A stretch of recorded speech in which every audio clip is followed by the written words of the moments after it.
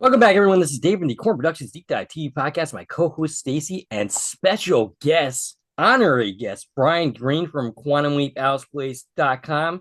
I'm pretty positive I got that wrong. I did it on purpose this time, Brian. It's normal. Yes, we have to pretty much screw it up because this is the finale of this series, so I have to say it wrong. All right. Woo!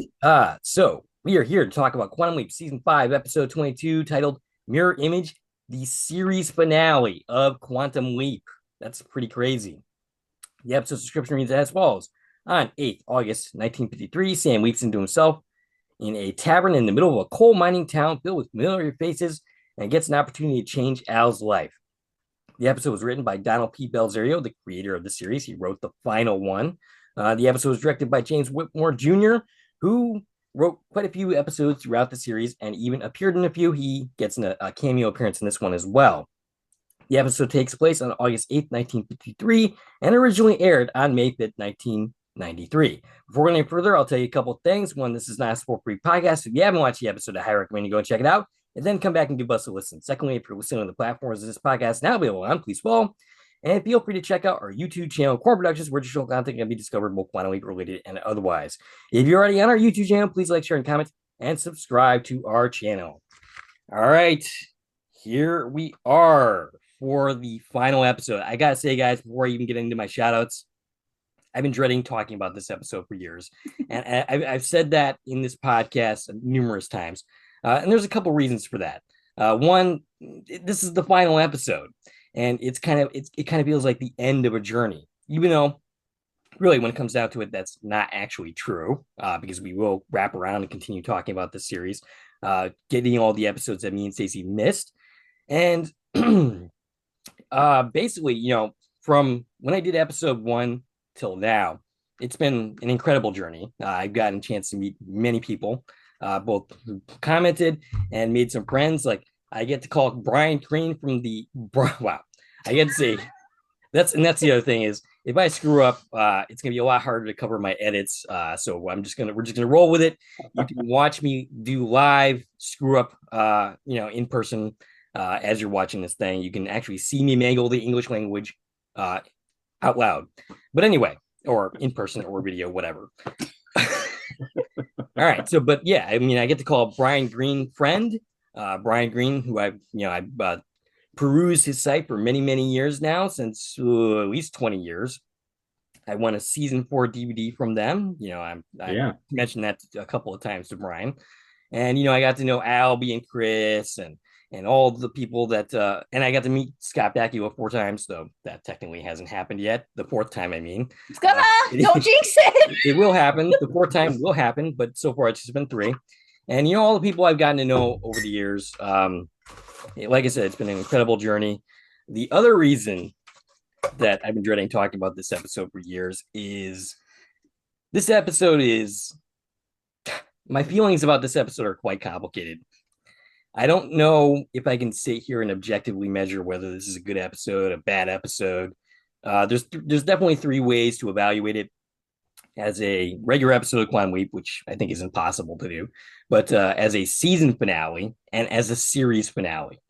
And I think I'll kick it off to you guys to give your thoughts before going any further with that. But actually, I also still have shout outs to do. So and I'll get into that. Really, you alluded to it, but you haven't really said how what we're doing right now is different than what we always do. Yeah.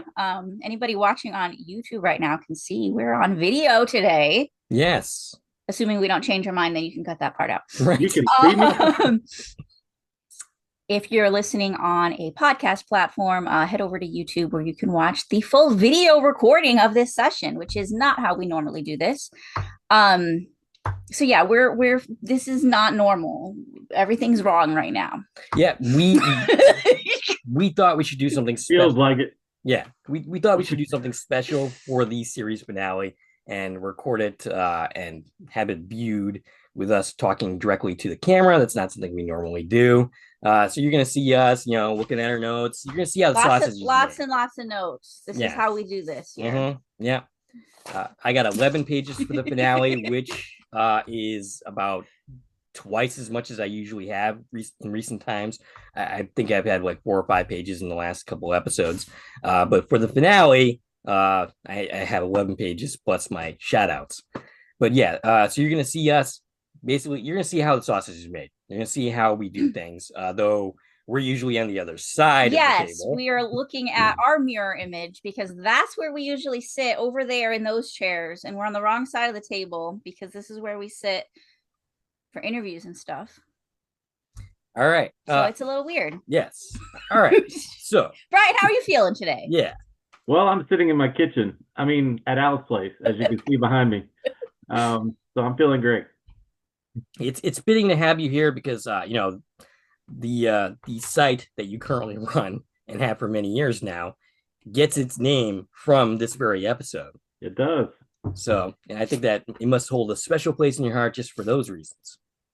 It does. When I wanted to give the site a name, you know, after it was on my personal site for a long time, and then I wanted to give it a name. So there was a lot of Quantum Leap sites out back then, you know, tons and tons, and they all had different names, you know, various imaging chamber and accelerator chamber and all this stuff. And I was like, well, I want something different, and I really liked the last episode, so Al's place. All right. So, shout outs this week. The final shout outs for a Quantum Leap episode until we wrap around, which when we do that is, we have no idea, but it's probably not going to be this year because we have a lot of other things going on. But anyway, that's besides the point. I'm rambling a lot more than usual so far. But all right. So, shout outs for Brian Greene, who says, "Fun episode, and you got my website address wrong again. Continue the tradition." Well, Brian, I did just that for you. Thank you. And thank you for the comment, Brian. Alpha says, "Wow, it's been an amazing journey these last 3 years, covering my favorite show from my youth, rather. I can't wait to see where your team takes this channel. Thanks again for your hard work and dedication. Bravo." And then he also says, "Kudos to Stacie for catching Let's Give a Hand to Little Billy C from Hope, Arkansas." That's, of course, from the last episode, the Memphis Melody episode. And another kudos to Dave for coming up with the word penultimate. Now, I'm not entirely sure how he means that exactly. Does he mean he's impressed that I pronounce it correctly? Or is he impressed that I actually know the word? Either way, I can see it going both ways. But yeah, that's it for shout outs from me. I will also shout out Mimi Gallup, who did not get her comment in time. I'm sure she was going to eventually, but we're recording this a little bit early. Ashley Wright, who has commented on a lot of the Quantum Leap episodes over the years. And Mark Davidson, who I haven't heard from in quite some time, but who used to comment on my things for a while. And I hope he's doing okay. And you have a shout out as well. I'm going to add one more to that Yes. random list. Let's shout out Latrice. Oh, yes. Our newest Quantum Leap fan, That's who right, I forgot. eventually is Yes. going to get to this video And in like 10 years. yeah, she actually commented on the pilot episode, Genesis. Unfortunately, not the one that you and I did together, but the original one that I did, which is kind of iffy work. But yeah, so she made do on her promise and basically decided to watch Quantum Leap, at least the first episode. I don't know if she watched past that. Yeah, we're going to have to circle Yeah. back to her and see how she's doing. And, Absolutely. Maybe we can even have her co-host a couple episodes. And yeah, it'd be fun to talk to her Mm. maybe periodically as she goes through the show to see, you know, the thoughts of a first-time viewer. Mhm. It's been a long time since we've had one of those. And Brian, when we circle back, I think you might want to join us a couple of times at least for whatever episodes you want to talk about. Oh, sure. All I right. don't want to invite myself, you know. Yeah. Hey, you're invited any day of the week, Brian. He put on Facebook that you're not on Facebook, so you don't know. Mm. He put on Facebook that we invited him today, and I said, no, we didn't. I actually think in this instance you did specifically invite yourself, May have done that. but that's perfectly good because it gives this episode a special flair and whatever. And you also I don't know if I had any flair to anything, but this was already in my notes, and I know you said it was already in your notes too. But yes. Matt Josephson on Blue Sky says, "I'm almost certain you guys will point this out in mirror image, but just in case." When Sam asks Al what he looks like when he leaps, Al says he never sees that. Meanwhile, in Good Morning Peoria in season 2, Al starts glowing blue and exclaims, "I'm leaping." Also odd, then, when he finds out he's not leaping, he's disappointed and barks rats. Why would he want this for himself? Oh, that's an interesting question. Why would Al want to be lost in time? Yeah, I don't think he really wants that. Brian, do you have any thoughts on that?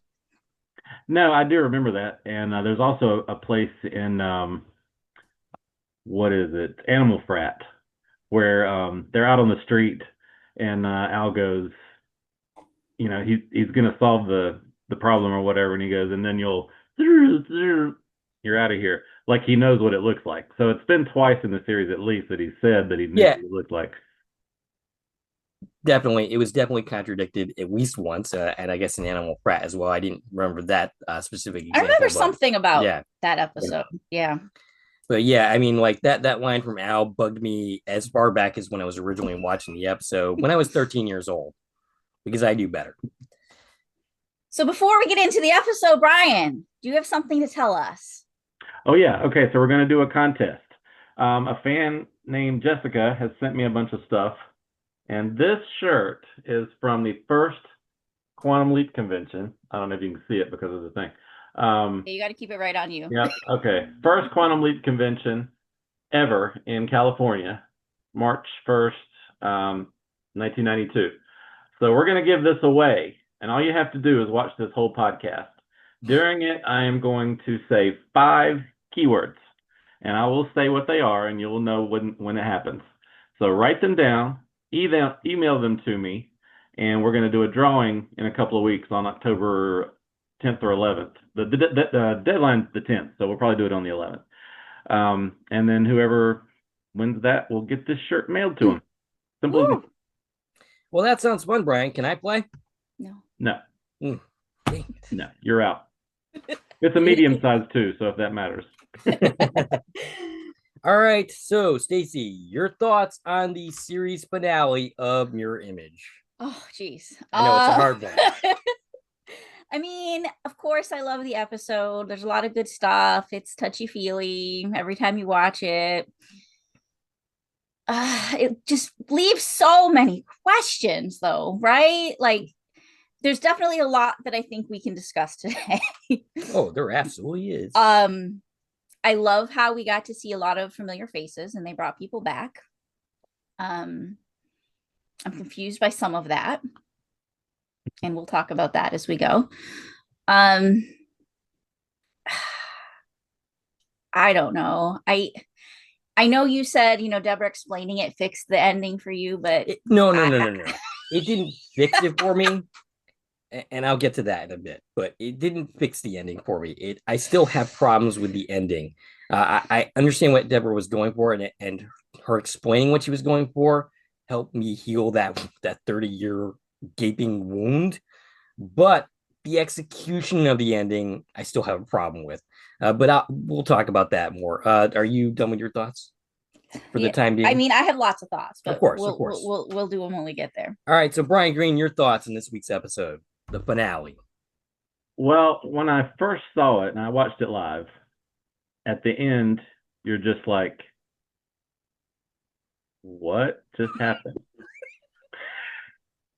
But over the years, I love it. I think it was genius. I think that not having him leap home was terrible for him, but great for us because there was so much fan fiction and other stories that came after that the series may not have ever come back at all, whether you like the new one or not. But I thought it was genius just because of that. It gave opportunities to tell other stories and people to do their own thing. And there are hundreds of stories out there that are great. And we probably wouldn't have had some of that if he had just leaped home and that was the end. Yeah, I think I agree with you, Brian, in the sense that I'm not sure that we would still be talking about this episode. I mean, of this series 30 years later, if he had just left home. And I think that was the basic point, argument from Deborah Pratt is, story over, done. We don't need to talk about this anymore. But not having Sam leap home actually makes it so that, we can still be talking about this all these years later. And I don't think we would be if he had just gone home. Mm-hmm. But yeah, they could have at least spelled his name right. I mean, that's for starters. Now there is a video out there that I think Matt Dale did, and he shows that in some markets the name was spelled right. Well, they changed it. You can find that on the website. I thought that was a correction they did after the initial air. No, that was original airing from an original tape that somebody had done. So it was spelled right in certain markets. So how would they have different things in different places? I can't remember, but that video is on the website. It's on the Mirror Imaging page, linked into the episode guide. There's 2 pages on the site for this episode. So there's all kinds of supplemental stuff on another page, and that's one of the things. So take a look at it, and you will see what really happened. Okay, so there's a lot to love about this episode. It's beautiful in a lot of ways. There's a lot of confusing stuff here, some stuff that I don't understand even 30 years later. Brian Greene might be able to explain it to me, and I hope so. But yeah, I mean, I watched this episode when I was 13 years old, and this was my first experience with heartbreak as far as a TV show goes. Like, one, the show getting canceled too soon, and ending on what seemed to me like a cliffhanger, and never having any resolution to the character of Sam Beckett, not really knowing what happened to him. And the new series didn't really resolve that, unfortunately. It might have in time, because for whatever reason, and I think I understand some of the reasons better than I did initially, Scott Bakula elected not to return for the new series. And I think I understand why a little bit more. And that was his choice, and I respected it at the time. But we didn't really get any closure for his character. The only reason I got closure was, again, thanks to this podcast, thanks to talking to Deborah Pratt and having her explain the reasoning for why you needed the creator to hold your hand and tell you. Yes, exactly. Personally. Yes. And maybe I should just have all the creators from all the shows that I've hated the ending come and talk to me and explain the reasoning. I think I could actually at this point, but yeah, I mean, it's a beautiful episode. As a season finale, there's plenty of places you could have gone, and Brian Greene and the people at AliceBlaze.com, they went places with those stories, those possibilities. As a series finale, it's great up until that damn title card. I've been complaining about that for as long as I can remember. Yeah, I think that's what it comes down to. Is it's a beautiful episode until you get to the very end. But anyway. All right. So do we have anything else to say before diving in? I think we should go for it, because this is going to end up being 4 hours long, I think. We could. You want to do a 4-hour podcast, Brian? No, I'm gonna head out. Thanks for having me on. All right.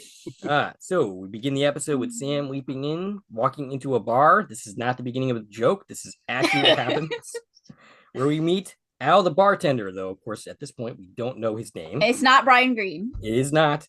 He's played by Bruce McGill, 169 credits for him. He was, of course, in the episode Genesis, the premiere episode of this series, American Underdog, Star Trek Voyager, and the movie 61. You got anything different? Yeah, he was in 2 episodes of The Island, and I know I've brought that up before, but I don't remember when. I recognize the name, and I think it is because of you, but yes. 105 episodes of Rizzoli and Isles, and Legally Blonde 2. Do you know him from anywhere else, Brian? No, you covered it for me. Covered it all? Okay. Sam asked what's on tap. Al, the bartender. I didn't know how else to refer to him in my notes. My notes just say the bartender. Differentiate him from like our Al. But anyway, yeah, he basically Sam asked him what's on tap, and Al, the bartender, answers Slits, which I don't know what that means. Do you, Brian? Just a kind of beer, I think. Brand of beer. Okay. And then he asked, regular or schooner? What is schooner size? I'm going to stop you right there, because the first keyword is schooner. Schooner. Okay. Schooner. You don't have to write it down, folks. Word number 1. Schooner is the first keyword. All right, continue. And well, you asked what it is. It's a type of glass. He showed us. Okay. Well, I thought it might be like a size regular or schooner. Like, we saw the glass. It was like the fancy cut and taller. And I thought maybe it was an old-timey way to describe a size. But no, it's just a glass. I mean, it's that particular the kind of glass, I think. Okay. So Sam chooses schooner, and Sam marvels that it only costs 15 cents. I did as well. And starts to drink his beer, and then he looks in the mirror and finds himself looking at himself, literally in the mirror. This shocks us and Sam Beckett. Oh boy. And then we have our credits. The theme song. You cannot just throw your pages at me. So the theme music returned from the jazzier, more upbeat style to the original theme of the first 4 seasons, and that was actually done at the request of the fans who the new theme song. We've talked about this when we did Lee Harvey Oswald. Was controversial to say the least. Brian, what did you think of the new updated song for season 5? I liked it. I didn't have any problem with it. But I'm glad they went back to the original for the last episode. I'm wondering if you guys are going to do the same thing for this podcast. Oh, go back to the original clips. I don't know, probably not, but maybe I'll do something. Nah, I'll probably just stick with it. But actually, the season 5 theme is actually the one I've used for the intro to Quantum Leap. And I got it from. I think that's what he's asking you. Oh, yeah. Right. Am I going to use the original? I could do that. That one might get flagged though. It might. I actually got that theme from your site. Oh, okay, cool. Yeah, so and I'm pretty sure I mentioned that at one point or another, to give you credit, of course. So we come back from the credits, and Al, the bartender, asks him if something is wrong, and Sam answers that it's him in the mirror. Sam starts to act a little crazy here. Right. As he will throughout the other episode. I mean, generally, when you look in the mirror, you see yourself. He's in shock. He's emotional. And then he's surprised by his white hair and crow's feet. This is the most relatable moment ever to me now because, I look in the mirror and I see crow's feet and I see gray hair. It's pretty sad and pretty shocking these days when, I actually look at myself in the mirror. But I hope you've looked at yourself in the mirror in the past 5 years. More times than Sam has. I usually see myself when I look in the mirror and I don't. Usually? Usually? I mean, I have not seen anybody else yet, but you never know. Okay, so Al tells him that he should look in the mirror more often and ask him when was the last time he took a really good look at himself. Sam laughs and says it's been a while. Al says if you wait too long, you can lose touch with reality. Al says he still thinks of himself as a skinny kid. Me too. Not anymore. No. So he walks over to a picture and says it took this picture to remind him that he's not that same skinny kid. And Sam says he pushed his stomach out to make him look fat. Al says, no, he didn't. And then there's a beat, and then they both laugh because Al was messing with Sam. They talk about World War II and his family. Sam ends up asking for the paper and ends up with the sports section of the paper. He realizes that the date and says that today is the day he was born. He notices the time and starts to say 43 minutes from now, but Al corrects him saying 19 minutes ago. These are a complicated explanation that I couldn't possibly understand because I don't understand these time zone things. It wasn't that complicated. They don't observe daylight savings time in that time. It's complicated for me. Oh, and the picture that you were talking about where he pushes his belly out, that's Don P. Bellisaria's father. Right. And I think there's another picture at the end of the episode that's also Don P. Bellisario as well. In the end credits. Yeah, I know it's been a while since you've done this with us, Brian. So if you don't remember, just interrupt Dave when you have something to say. Right. Or he won't let you talk. Right. So in comes an older man. He doesn't say anything, just takes his drink. When he exhales, I think that's how you pronounce that, right? Exhales? What? When he breathes. It's that thing you do when you go, that's exhaling. Exhale? Exhale, okay. Exhale. Like I said, you can see me mangle the English language, face to face. But all right, so basically he takes his breath and he smells his bad breath. Al ends up calling him Gushy, which sends Sam rushing out the door, saying he will be right back. And this Gushy is played by William Morgan Shepherd. 192 credits for him, including Star Trek VI, The Undiscovered Country. He was a prison guard in that. Did you see that movie, Brian? Prison guard? No. In Star Trek VI? No. No? Were you a Star Trek fan? Not really. I'm starting with the original series right now. So I'm looking through that little by little. Okay. 8 episodes of Sequest DSB and Star Trek Voyager. An important one. He does additional voices in the film Freebirds. Okay. Which, right. You've never heard of that? Yes. Look it up. Yeah. For reasons. Yes, we are going to cover that movie for reasons passing my understanding. It involves time travel. It's an animated time travel Thanksgiving movie, which is the reason why we're picking. That's going to be our Thanksgiving movie this year. Yeah. Oh. We scoured the internet for Thanksgiving and time travel, and that's the only thing we came up with. So, and here it is. Literally, that was the only recommendation we got at all. And here it is in mirror image. So it's perfect. Yep. It's much more perfect now than it was when we picked it and bought the DVD. We have a connection between that and the series finale of Quantum Leap. So there's that. All right. So as Sam looks around, he sees two little boys. One of them is Michael Belserio. This is his third appearance in the series. The last of which was Tale of Two Sweeties. The other is JD Daniels, who was also in A Tale of Two Sweeties. Anything else for them? Well, yeah. Well, I was going to name all the episodes. Michael, of course, also appeared in Kamikaze Kid and Play Ball. He is Donald Belsario's son. I don't know if you actually said that. 4 episodes of NCIS, 29 episodes of JAG, nepotism a little bit.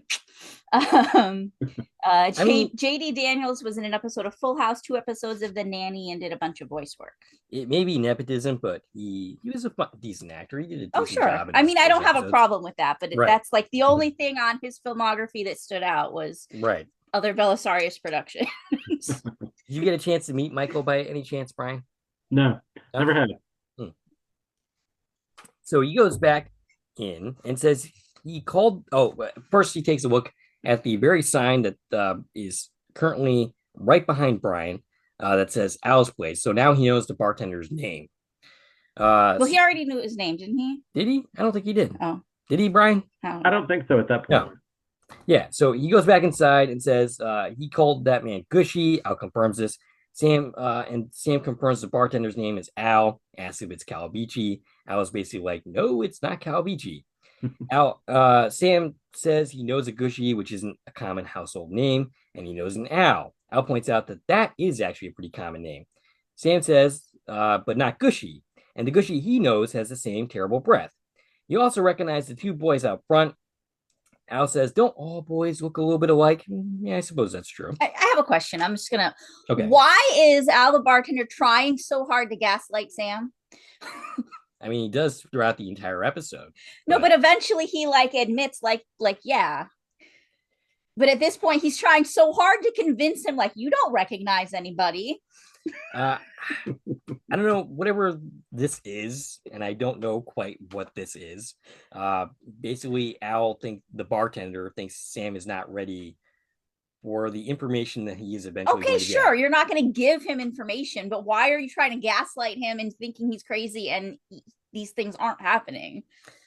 Shouldn't he just be not commenting on these things? I don't know. You got any thoughts on that, Brian? Well, there's various theories all over the place, but one of them is that it's kind of a dream, not like the boogeyman. Ooh, I said it. Oops. Recording gone. Are we recording? We're doomed.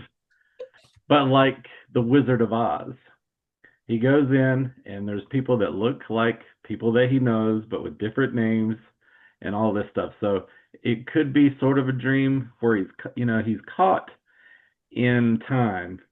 Even in the first episode, it says it's been a week since you quantum leap. So he's just been floating around out there for a week.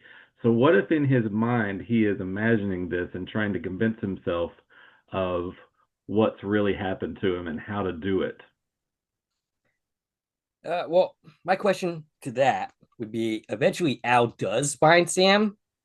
So how do you explain that one? I can't, because this goes all over the place. We do rewrite history.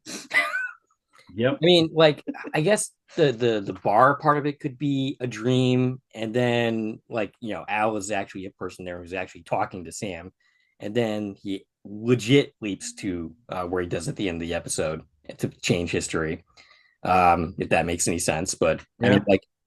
I mean, for most of the episode, I'm thinking, okay, this is a place that's not real, but then Al shows up, and that kind of throws a monkey wrench into that. Because if Al actually shows up, then this is a real place and time, and these people are really here.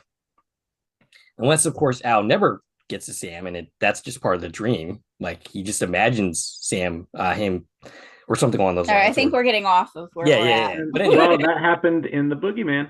I said it again. Uh-oh.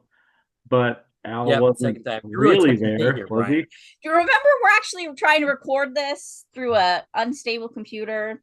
Kind of like Ziggy. Okay, so where was I in my notes? Okay. In comes Strappa. Al asks if he knows any Strappas in his life. Sam says, not that he can remember. Strappa, who walks with a limp and is all twisted up, calls him and says, he's not a miner. And he's played by Stephen McCaddy. He was in Star Trek Deep Space Nine, Haven, Sullivan's Crossing. Got a little bit of a story about that one. So yeah, I knew when we recorded season 2, episode 5 of Sullivan's Crossing that Stephen McCaddy was in that episode. I also knew that he was in the series finale of Quantum Leap. Well, I didn't know this. She didn't know that. You failed to tell me this. Yes. Or bring it up in our Sullivan's Crossing podcast. I went this back. Felt like an important thing to bring up. Right. I actually went back because I was like, there's no way I didn't mention that. Like, it's so big that there's no way that I didn't say it. I went back and watched the podcast, and no, I didn't mention it, and I don't know why. The life of me, I can't figure it out. I think I might blame you for this because I think you said something and it distracted me, and then you forget to bring it up. Now you're starting to sound like Adam. Blames me for everything he does wrong. I can tell you what happened with me is I didn't recognize him. I don't know his name. I mean, he looks completely different here. So when I looked up Stephen McCaddy's credits for Sullivan's Crossing season 2, episode 5, I probably wrote the same things I did today, which is an episode of the Strain, or 5 episodes of The Strain, 7 episodes of Orphan Black. He played Andrew Borden in Lizzie Borden Took an Axe, plus the Lizzie Borden Chronicles, which is all stuff that's filmed in Canada, which is the stuff we're used to seeing on Sullivan's Crossing actors. Right. So I never scrolled further than that because those are all more recent credits, and he has like hundreds of credits. So I had lots to say without scrolling back to 1993. You don't say. Okay. So I never got to, oh yeah, by the way, he was in Quantum Leap. Yeah. Which is the thing that we would be most excited about when doing Sullivan's Crossing is finding a Quantum Leap actor in it. Mm-hmm. Because that's our ultimate goal always, is to link all of our shows together. Absolutely. All right. So do you recognize Stephen McCaddy from anywhere, Brian, other than this episode? No, I absolutely don't. Okay. Not a bit. All right. So Sam awkwardly says he's not a miner. He's just passing through, and tells him his name, Sam. Strappa talks about him loading a lot in his day. He was talking about loading 24 pounds in a day. Tons. Okay. Not pounds. Oh, yeah. 24 times 2,000, Dave. Right. That's a lot. It's a lot. And he says his, this day and age, his Bubba could lift more than the current day miners. And Sam asks for a clarification of Bubba. When Al answers Grandma, Sam laughs, which makes Strappa defensive. And we also learned that he's just turned 40, Strappa. And in March. I have a hard time with that. I feel like this character's a whole lot older than that. Well, I always thought he was older than that too. Yeah, I mean, maybe it's just a joke that he's 40. I mean, right. I mean, like, we've always said that like people looked older back in the day. Like Steve Martin has looked like 80 years old to me always. But I think, part of this comes down to the fact that he's been working in a mine his entire life. Sure, but it's not a good feeling. No, when someone who we look at as being like one of the old people in the episode is younger than us. Right. All right. So in comes another familiar face, someone Sam recognizes as Frank, played by, I forgot to even check the pronunciation of this, but he's played by John D'Aquino. I know that's wrong. Brian, correct me. D'Aquino. Okay. It's only been 2 weeks since you had to know that. Right. Are you surprised? So we last talked about him in The Beast Within. He was the credited writer on that episode, even though I learned from Hayden McQueenie that John himself says that he should not have been credited, that the actual credited writer for that should have been Tommy Thompson. Correct. And speaking of Tommy Thompson, one of the people that I didn't shout out at the top, and someone who I have also lost contact since, I did get to talk to Jessie Thompson, or Targum, as she's actually named now, the daughter of Tommy Thompson, through my travels, and that's pretty cool. But I've since lost touch with her. I was talking back and forth on Reddit, but yeah. So anyway, moving along. Sam runs to him and calls him Frank, excitedly hugging him. Frank is not enthused to see him because he's never seen this person before in his life. And this person is hugging him. And how would you react if somebody came up to you and started hugging you who you don't recognize at all? Sam starts to say his name is Jimmy, but then stops himself, stops it at Jim. And, basically this guy says, I don't know you, Jim. And Sam tells him his real name after Strappa interjects. Yeah, because this is more fuel for him that like, who are you? You're now you don't even know what your name is. Like, obviously you're like just some trouble person. We don't want you here. And the guy reveals that his name is not Frank. His name is Taunchi. And I was actually looking for the meaning of this name because it's an unusual name, and I thought maybe he chose it for a reason. The best I could come up with is the meaning in Spanish, which is silly cat. So I don't think that means anything. I think that has. Brian, do you have any ideas? No, but I know that Belisari used a lot of his friends' names in episodes, and especially this one. So probably something there. I don't know that. So not talking about his silly cat. Probably not. No. Okay. About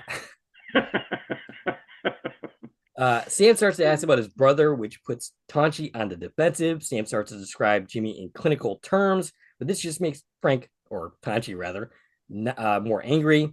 And he's not helped at all by Strappa, who's basically just egging on this man's anger. And his actual brother's name is Pete in this reality. The bell sounds, indicating it's time to go to work. He tells Sam not to talk about his brother, even using fancy words. He tells Al to put his drink on his tab. And then Strappa chimes in to say, how do you know he's not part of the liquor control board? Sam is like, what?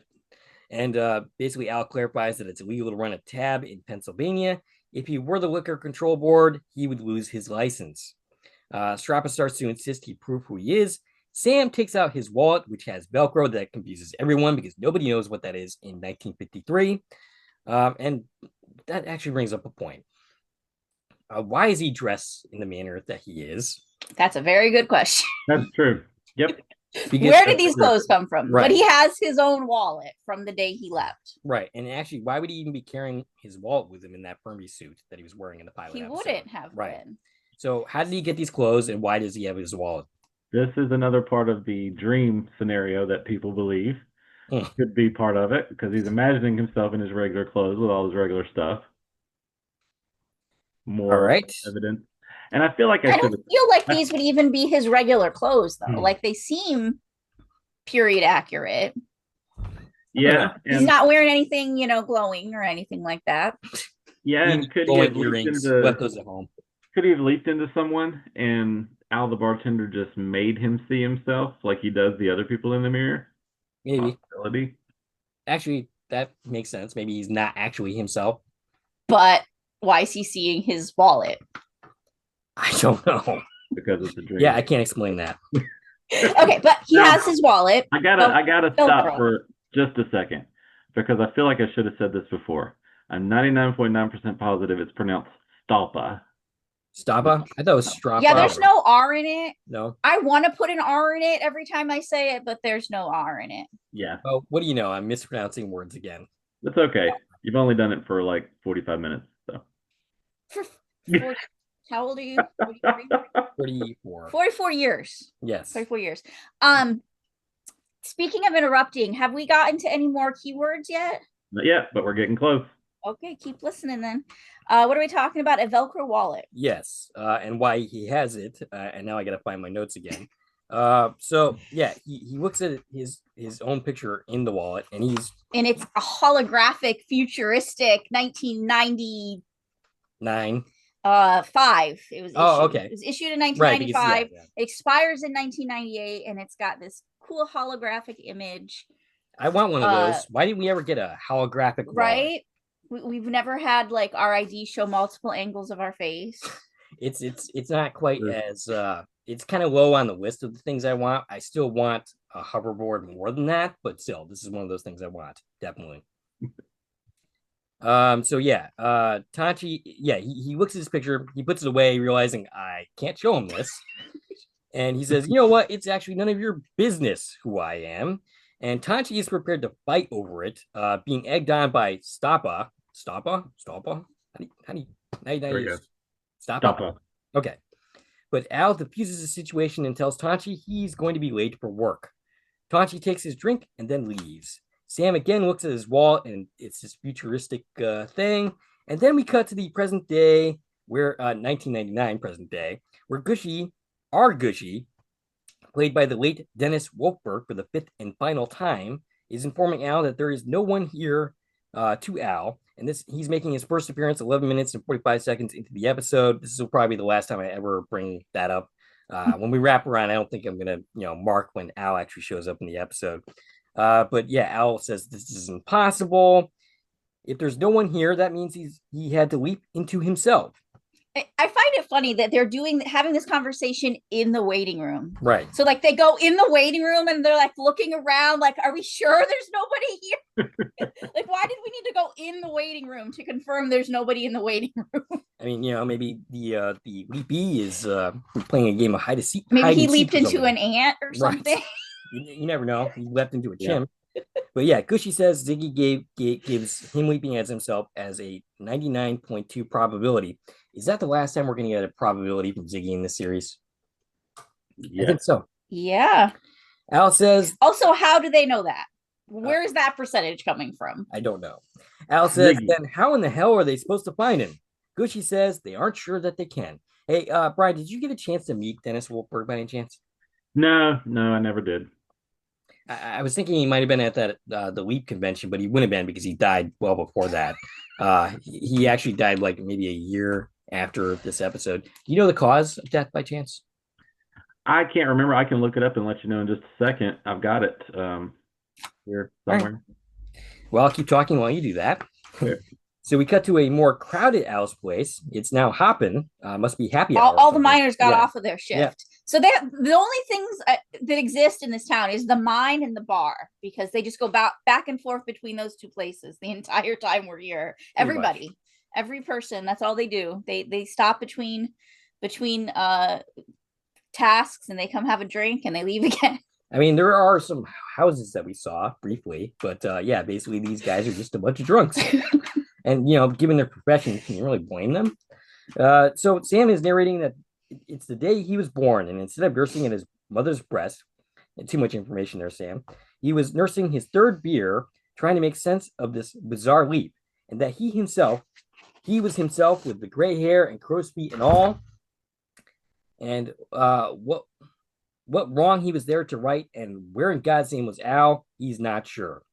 He found himself so desperate that he turned to television for answers with Captain Zero, which is very reminiscent of Captain Galaxy, but not exactly. I mean, that's the point. Yes. They even they're talking about space and time. It looks like the set of Captain Galaxy. Did you find the information you're looking for, Brian? Yeah, he died of cancer and died on October 4th, 1994. That is sad. Yeah, Dennis Wolfberg only had like 5 appearances in the series, but he definitely made an impression throughout in his limited screen time. When I was looking at his credits this time, he only has his only other credits was 2 movies, 2 shorts, and he had 21 self-appearance credits. Interesting. That's like a lot. Well, too bad we can't invite him on the Corn Productions Deep Dive TV podcast. Sorry. All right. So joining him is another familiar face that he recognizes as Captain Galaxy, played by Richard Hurd. And of course, we've seen him before. He was in Future's Boy. I can list his name. I didn't write any credits, but I know things he's been in. For instance, he was in Star Trek Voyager as a admiral. 4 episodes there. Yep. He's basically a legendary character actor. I forgot the rest of his credits, but you just said you could name them. I said I could name them, but then I forgot. One. Yeah. Seinfeld. Yes. 2 episodes of Star Trek Next Generation, an episode of JAG, 12 episodes of Sequest 2032. Right, of course. And I got another one. He was in V, the original miniseries, and I think the final battle as well. I'm pretty sure he died in that, so he was not in the series after that. Did you watch V at all, Brian? No, I didn't think so. You're a no to awful lot of questions today. Because the only show that he's ever watched is Quantum Leap. It is. Yeah. It's true. He did also watch Prom. All I have time for. Yeah. And he watched an episode of Sliders before quitting that. He watched 10 minutes of Sliders before quitting that. I mean, because he can't. Watched a lot of Seinfeld. Richard Hurd was on Seinfeld. What? Richard Herd was on Seinfeld. I watched a lot of that. Okay. Good show. Of course, this is not the man he recognizes. He gets words close but wrong, kind of like me. So I really relate to this character. And when he gets corrected, he always follows it up with that too. I don't do that. So there's Maybe that. you should start. Maybe I should. He reveals his name is Ziggy, which of course surprises Sam. Actually, surprise is not quite the right word. Shocks Sam. Speaking of saying the wrong words, when he's talking about firing the gun, he says he likes the way the cabbages, sound. Yes. So that is our next keyword.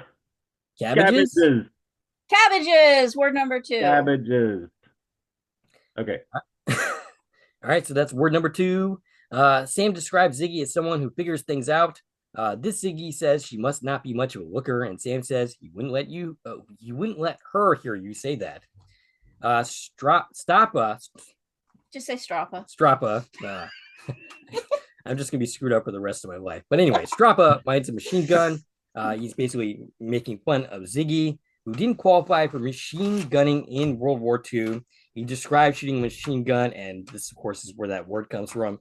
And he calls it empty cabbages fly everywhere. And Sam corrects him and says cartridges, and then Ziggy, of course, says that too. And it's kind of funny about this episode. Like, we have a bunch of returning guest stars, but the characters they play are very different from the ones that the episodes they appeared in. And they managed to make these compelling characters in a 45-minute episode in which we, kind of grow to care about the people that are here. And that's what they do every week, isn't it? It is. But I mean, yeah, it's pretty impressive nonetheless. So Strappa says to Al that Sam isn't who he pretends to be. And at this point, Sam isn't pretending to be anyone other than passing through town, which is accurate. That's actually kind of funny because this is the first time he's not pretending to be somebody else. Right. That's true. Al asks him who he is pretending to be, and Strappa says he doesn't know, but when he figures it out, he'll know why he's here. Is he talking about himself, why he's here, or why Sam is here? Okay, no idea on that one. So Al suggests he might be here for the same reason he is, to have a beer. Strappa says he never has a drink or a beer, and Al, the bartender, knows that. He says he must have forgot. Al says that. And Strappa says he never forgets anything. He wonders what would happen if he did. And then Al says things would go a little caca. And, of course, this brings back flashes of memory to Sam. This is the first week where Al was talking to Sam about his time-traveling experiment going a little caca. And basically, Ziggy, the miner, is talking about Strappa still. And he says he's just paranoid and thinks that everyone works for the BBD. Sam corrects him to the KGB. And then, of course, Ziggy says that too. At the same time. They both say it at the same time. Sam approaches Al and says he knows now who says caca. Al, the bartender, says it's a common expression, once again gaslighting Sam. Sam replies, not from where he comes. And the bartender says, well, you're not where you are from. Or they even say that right. You're not where you come from, is it. So an agitated Sam says, so this is just another coincidence? Sam says, you know why I'm here, don't you? And this is more of a question than him saying, but yes. Al says the first rule of good bartending, never give away information for free. He says he could play for a nickel, this little jackpot game. And Sam says, what's a jackpot? I thought it was 10 cents. What did I just... I think you're right. Actually, I'm not sure. Brian? Yeah. I think it's a nickel. Yeah, okay. So in this instance, and maybe the only time ever I am... I have right. 10 cents in my notes. All right. So the jackpot is $10 and the answer to his question. Sam asks, does he really mean that? And Al says, yes. And a skeptical Sam hands over a nickel and places a key into the board. Do you know what this thing is even called, Brian? Because I was trying to blank on what this actually the thing you put in the thing? Yeah. I don't know. I would say a key. That's what she said, but I thought maybe you might have a different answer. Sam asks, so why am I here, Al?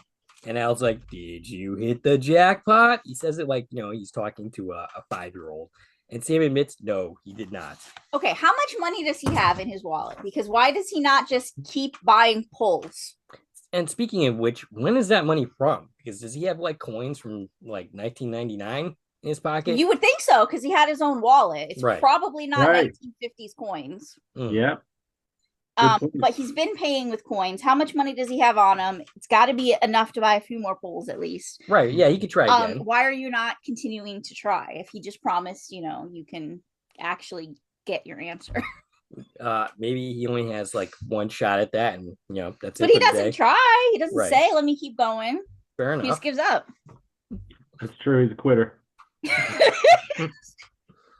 Our prize, and I guess Like me in the lotto line. Yeah. I don't. You can't win if you don't play, and I'm never gonna win anyway. So what's the point? Somebody will. Yeah, somebody will. Not me though.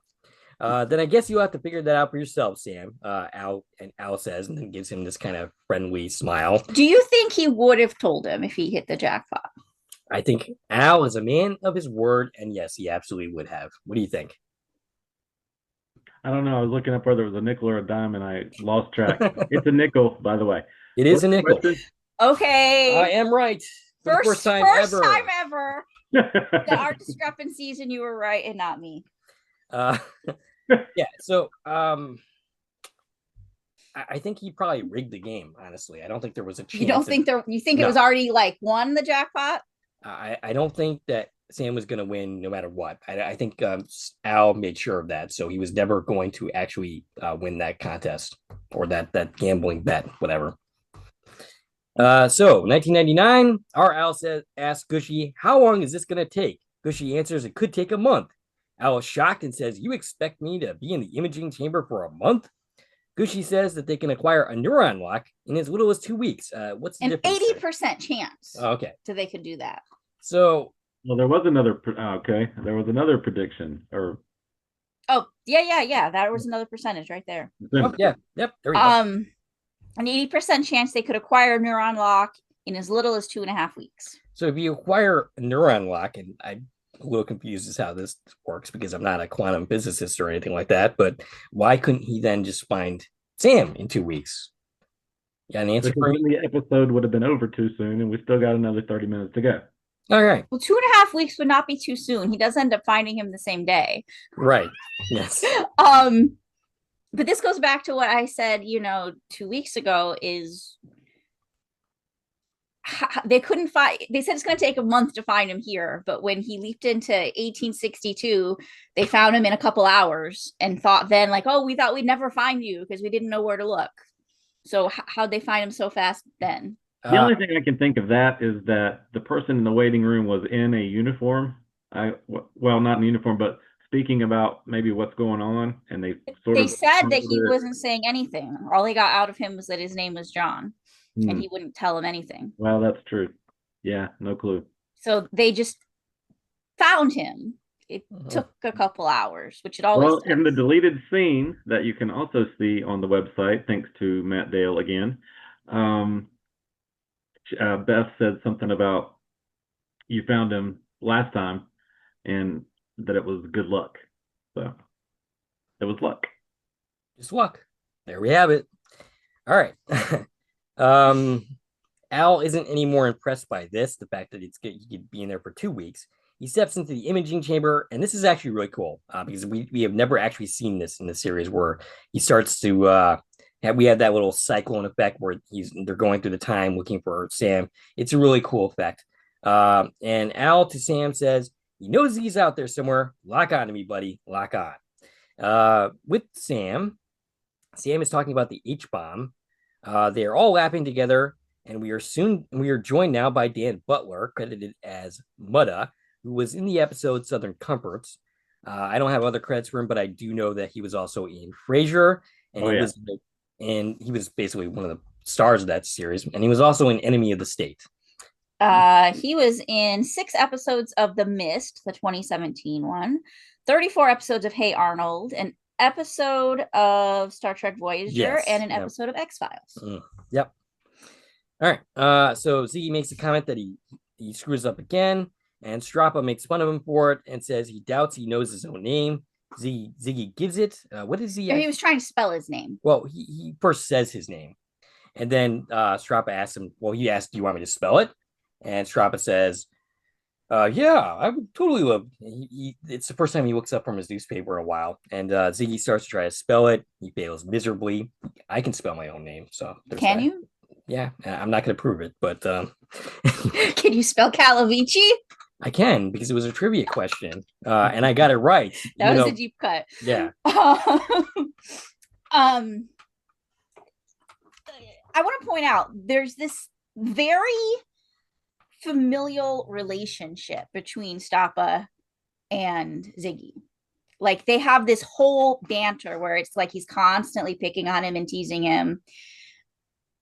And it makes it weirder, I think, later when it's like, oh, nobody remembers he exists. It's not like he's just here today and they don't remember he exists. It's like these people know each other. Well, like they have all this history. Strappa's presence here is confusing because it's basically implied that he's here in this bar with this mission to save Tanchi. But he's not just here today. Like right. they have stories. Right. He has to have been here for a while. And I'm not sure why that's the case that he would be here for so long. But yeah. Brian, do you have any thoughts on that? Well, the other theory is that Sam is dead, which he's not. Belisario said he's not dead. But then you've got Stappa, who could have been. And he may have been trapped in kind of a time loop where he tries to fix this over and over because he says he's been there before when they're in the mine. Later right. At that point. So he could have, I don't know how that would work, but he could have already had a repertoire with some of these people just from like Groundhog Day in it, So he seems to know a lot of stories, but everybody else doesn't. Right. Well, I mean, the whole thing's a mystery. So him just disappearing and nobody remembering him, I believe it. Why not? All right. So Sam asks about Ziggy's nickname and how he got it. Mugga gives the gives the explanation. He basically got tossed into a steam radiator. They were in some kind of gym. And they were playing donkey basketball. Have you ever played donkey basketball, Brian? No, I haven't. Oh, no. What if it was like in the one with the angel, Little Miracle? No, what's it called? I'm struggling to come up with the name. But yeah, but anyway, the non-Christmas episode. Yeah, that one. Yeah, right. With Angelita, and when he leaps out, everybody forgets him. What is that called? It's a take on a Christmas movie title. Yes. Oh, Wonderful Christmas. No, It's a wonderful leap. It's a wonderful leap. Thank you. Yes. Good grief. It'd be really embarrassing if us Quantum Leap fans who've been watching the series for the longest time and have covered it for as long as we have we're not able to come up with the name of that episode. But yeah, I always kind of saw it as it's got to be somehow related to her. Presumably. Like some kind of something similar, right? Because the same thing, they didn't remember her when she left. Right. And basically, after he got knocked into the steam raider, he zigged and zagged for a week. Al is the one who gave him the nickname. Sam asked if Al is the one who gave him all the nicknames. G is mentioned here. He's part of this conversation. I'm not sure who he is exactly, but he's played by Ferdinand Carangello. 9 credits for him, including an episode of Sliders, 2 episodes of Jag, and an episode of Wings. And that's He, by the way, in the script, alternative ending is a character in the future. Oh, okay. At the end of this, we're going to have to discuss that script for the future episode when he appears in the future. That was actually written in a script. Yep. Oh, okay. Stappa asks why he cares what Al calls him. Sam says he needs it for his BBD report, and everybody laughs. And Sam has not been here very long, and he's basically developed this rapport with all these people, and he's very much a stranger. Well, he's 3 drinks in, right. So they've been chatting for a while. I mean, I guess 3 drinks in. Well, no, if I had 3 drinks, I'd be on the floor because my tolerance is non-existent. But I mean, if you loosen me up, I guess I could connect with these people too. Maybe that's what happened with Stappa. Right. Sam asks if he nicknamed Gushy too. Stappa denies it and basically calls Ziggy a dummy, which earns irritation from Sam, who says he's getting a little tired of him calling him that. Stappa wants to know why. Sam asks him how he would like it if someone called him crippled. Strappa says, well, I am crippled. Sam says, wouldn't physically disabled be a more humane way to describe his condition? Wow, this Sam Beckett, he is so woke. But, you would think he'd learned how to pick his battles by now. Right. Like, it's 1953. I mean, sure, but at this point, Sam has been listening to Strappa cut down Ziggy for a while now, and at this point, he's just fed up and had enough. And it's perfectly in character for Sam to finally call him on it. In fact, I'm surprised he let that go on for as long as it did. Sam says it might change people's attitudes towards him, and Ziggy gets in the shot. Says that can only happen if Strappa shut his mouth and everyone starts laughing. So Ziggy gives him crap too, when it comes down to it. Suddenly, an alarm goes off. Sam asks, what is that? And Ziggy answers, trouble in mine. And we see a brief shot of the mine, and then there's some commotion. A miner coughing approaches Mr. Collins, played by Mike Genovese. I'm sure I'm mispronouncing that. Do you know how to pronounce that? I've never heard it said out loud. I always thought, what is it? Genovese? Something. Yeah. I would say EC just because of the Italian, but I don't know. And of course, this guy is the one who also appeared in Double Identity as the Godfather, and he has a fantastic voice. Mm-hmm. Along with William Morgan Shepard, he also has a fantastic voice. He barely has any lines in this episode. He only has one scene where he actually speaks, and he makes it count. But so Collins asks how bad the fire is. He says that wait, were you done talking about Mike Genovese? I am, sorry. He's in an episode of Jag, an episode of Beverly Hills 90210, an episode of Star Trek DS9. And the miner Mr. Collins is talking to, I believe, I couldn't figure this out totally, but I'm pretty sure this is Kruger. It definitely is Kruger. After we talked about it, I ended up pulling up the script because I was like, I can't figure out who is who in this. So I actually pulled up the script, which is on Al's place. Okay. And I went and found like these lines so I could see who the heck is saying that. This is Kruger. Kruger is played by Kevin McDermott, 24 credits for him, including Star Trek Deep Space Nine, the series premiere. He actually played one of the aliens in that episode as a baseball player, an episode of Cheers, and ER. And my stepmother is an alien. Ooh. All right. He's asked about the fire. The fire's put out, but there's two miners that are trapped, and he asks who, and of course it's Tanchi and Pete, which is two names that are very much concerned to Sam. This is something that's very much alarming to Sam Beckett. So they need to ventilate the mine before going down. Mutta is arguing to go down now, but the other miner is worried that Kruger, that is. Before I figured that out, I just referred to him as the other miner. And that one spark could light everything up. Mr. Collins says they'll have to wait. Sam asks, what if they can't wait? Mr. Collins asks, who is he? And it's kind of funny that he's even allowed to be here. For that matter, why is Strappa here? He basically, he can't work in the mines anymore. No, but the insinuation is he used to be a miner. Right, of course. And everybody knows him, and he just hangs out here all the time. Yeah, okay. That explains him, but why would they allow Sam here? Well, that's where we're at now. Who are you, and why are you here? Gotcha. Wow. Yeah. So Strappa steps in to say he's the chief safety inspector. Sam doesn't deny it. He asks how long till the mine is ventilated, and the other miner answers 48 hours.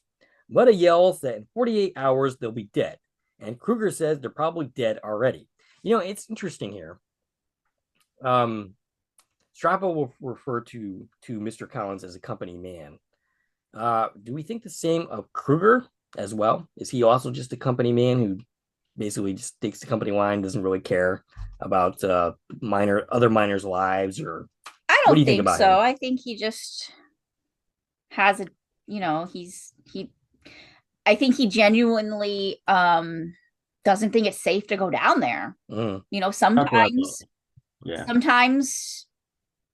trying to rescue is not the right decision. If you're going to get 10 more people killed going down there. Fair enough. Yep, that's what I thought too. Okay. So Strappa steps in and says the lead miner says Kruger says they're already dead, or probably already dead. Strappa says they're still alive. He asks how he knows, and Strappa only answers that he knows. He won't give any. He knows. Yeah. How does he know? Kruger lays out the case for how unlikely that is, and Muda is still arguing to go down there, and that it's their lives they would be risking. Collins says, "Yeah, but I'm responsible for those lives," and he turns to and he's like, "Isn't that so?" And he turns to Sam, and Sam answers Beckett because that he's looking for his name. Not Dan Butler. Mutta rallies some people to go down into the mine and to relieve Collins of his responsibility. Collins shouts everyone down, saying, "No one is going down into that mine until I say so." Strappa accuses him of not caring about lives. Collins closes the mine and has Kruger put guards on it, and he's very happy to do that. He's like, "Yes, sir." He tells Sam to feel free to use his office to investigate, and the mine is closed. Sam ends up approaching Strappa and asks him, why did he say that he was a safety inspector? And Strappa basically answers, I wanted to make Collins sweat. Sam says that Strappa has a lot to be bitter about, but how does sweating Collins help Tonchi and Pete?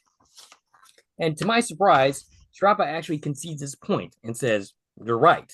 And he tells him he needs to figure a way to get them out this time. He goes on to describe what Tonchi and Pete are experiencing. He says if they don't get them out soon, they don't come out at all. Sam asks, "How do you know all this?" Strappa says he's been there too many times. All right, there's two ways to interpret this. One, you can take it at face value and say that he's experienced things like this before. Or, like we've already talked about, that basically Strappa has been in this this time loop where he's constantly trying to save these two and failing. And I think that's Chris DeFilippis. I read his article on your page. It's funny, Brian, because I read that a long time ago, and I really liked the take, but I didn't actually know who wrote it, and I didn't even know where it was on your page until like the other day. And I'm like, "Oh, Chris wrote this," so that's pretty cool. Yeah, there's some cool stuff on there. Yeah, it was a good take, and yours is on there as well. Yeah, so, I've got the whole article on there. Yeah, let's talk about this because this is quite a line, right? Mm-hmm. Like, oh, I've been there too many times. So we'll learn later that Strappa died, or no, he didn't die, but everybody else died in a mine crash, right? And he was the only one who lived. That's his backstory before they forget who he is. Or is that after they forget who he is? That's after they forget who he is. But the one person who knows who he is knows him from the past, and that he was the sole survivor of a similar situation. So yeah, there's that, right? He's like, oh, I've been there before. So he's like, I've been down there and I escaped and everybody else died. But the way he's describing it, he's like, oh, and Pete's so scared because it's so dark, and like very detailed about these people. Yeah, he says Tonchi put out the light. Yeah, he's telling the story like literally, like right now, this is what's happening. And so if he is reliving this over and over, if he does keep leaping back, it sounds like he was literally down there at some point, even not just always up here. Has he leaped into Tonchi? Perhaps. Is he doing a leap die repeat and he's taking on different people each time? Mm-hmm. It's possible. Maybe Strappa isn't actually Strappa either. Maybe he's someone else in that moment, or maybe he's like a totally different person who's leapt into Strappa or something along those lines. The Strappa's not there either because he's dead. Right. Yeah. I don't know. Yeah, it's interesting. It does sound like he actually personally experienced what they're going through. Right. So I'm guessing at one point during at least one of the leaps that he dealt with, that he was actually physically down there with them. That's what it sounds like. Yeah. The way he's describing it. Mm-hmm. You got a take on that, Brian? That's what I thought too. Yep. Okay. I figured he's been down there at some point in one of these repeated leaps trying to save him, and that's how he knows. Okay. All right. So Sam narrates that he thought Strappa's pain made him blind to anyone else's plight but his own, but he was wrong. He needed to save Tonchi and Pete as much, or if not more, than he does. And then we cut to Al, who's the bartender, telling him that he's not there to save Tonchi and Pete. Sam asks him, how did he know what he was thinking? And he replies that a good bartender has to be part philosopher, part psychiatrist, and part psychic. Sam wants to talk about the philosopher part, that the philosopher, Al, basically, and then asks, why am I here? Al asks, why do you think you're here? And Sam's like, no, no, no, no, no. That's answering a question with a question. That's psychiatry stuff. I want to talk philosophy. And Al's like, oh, that's very good, Sam. And I got a shout out to the philosopher bartender. I needed to shout out to bartender Tom. Oh, of course. Reed Price. Right. Who's a philosopher. Yes. And who actually got to meet Deborah Pratt in a little bit of in our party. Yes. Reed Price and Deborah Pratt met, so it's perfectly fitting. Yes. All right. So so Al asks, why do you think you're here? And Sam hopes that answering the question. No, I screwed that up. Okay, maybe I can do some editing there. But okay. So Al tells him that he's beginning to think he's there to save Tanchi and Pete. And Sam says, but I'm not. And Al answers, not directly. Well, what about indirectly? Who knows what Don Quixote could accomplish? And actually, Don Quixote didn't accomplish anything. Not at least not in the play that we went and saw. And that had Scott Bakula in it. Well, that's the whole point is, and it's funny Tilting because watching it this time, I'm like, hey, I actually understand these references now. Right. Yeah. Like that's the whole point is he believed he could do things. Uh-huh. That was Don Quixote's thing is leaping is the impossible dream. You can be who you believe you can be, and you can accomplish the things that you think you can accomplish. Okay. I forgot. You went and saw. Yeah, that was one of the ones that you went to us with, right? Yeah. I'm getting them mixed up now. It's not. I remember laying your head on my shoulder and yes. I've done that was that day. Yes, I've done that multiple times now, Brian, and I'm sure I'll big up at least one of those pictures for today. My new girlfriend, Brian Greene. Anyway. Well, I'm gonna head out. Thanks for having me on. Are you? No. Okay. I thought you were literally leaving. No. Like, wait, I don't think you gave all the 5 words yet. Did you? We're almost there to the 3rd word. Okay. I was just about to ask. It's been a while since we've had a 3rd word. Okay. So Sam asks, who is he? And Al responds, just a bartender. Sam skeptically asks, who knows everything? And Al says, only God knows everything. And Sam gets this look on his face like he thinks that Al is God, which of course makes Al chuckle. Like, you don't really think I'm God, do you? And he says, well, you're more than just a bartender. And he says, yep, that's true. I built the place too. Strappa ends up getting Sam's attention. And it's funny because Strappa's attitude and bearing in the scene is completely different from anything we've seen from him at this point. He's totally lost the attitude. He's very mellow at this moment. And he basically asks, hey, you want to save Tanchi and Pete, right? Sam thinks that's why he's here. Strappa answers, yeah, me too. And Sam, of course, gives a very confused look to him. Strappa's idea, and basically Sam asks, what can I do? Strappa's idea is for Sam to be the chief safety inspector. What's interesting here is the solution is basically Sam pretending to be someone he's not, which he's done in every single episode of the series at some point or another. I thought that was kind of interesting. Sam runs with it and tells the cop, who is James Whitmore Jr., that, of course, directed many of these episodes, including this one. And he also played Bob Crockett in 8.5 weeks. Months. I always get that wrong. That Mr. Collins, he basically tells the cop that Mr. Collins has changed his mind. He ends up dropping the order down the shaft because there is no order.